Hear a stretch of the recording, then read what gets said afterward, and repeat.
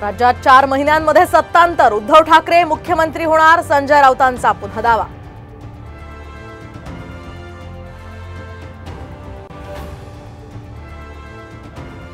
कांद्याचे भाव निश्चितीचे नाफेडचे अधिकार आता काढले, शेतकऱ्यांची नाराजी दूर करण्याचा प्रयत्न असल्याची चर्चा.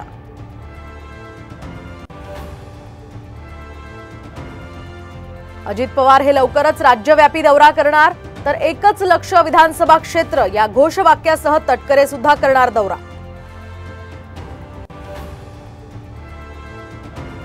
मनसेकडून विधानसभेची तयारी, आज महत्त्वाची बैठक, 20 जागांची मागणी होण्याची शक्यता, कार्यकारिणीची निवडणूक सुद्धा पार पडणार.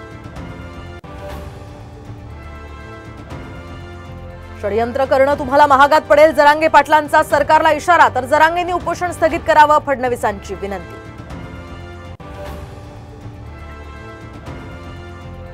आणि 3 दिवसांच्या घसरणीनंतर सोनं पुन्हा वधारलं, 700 रुपयांची वाढ, तर चांदी मात्र स्थिर.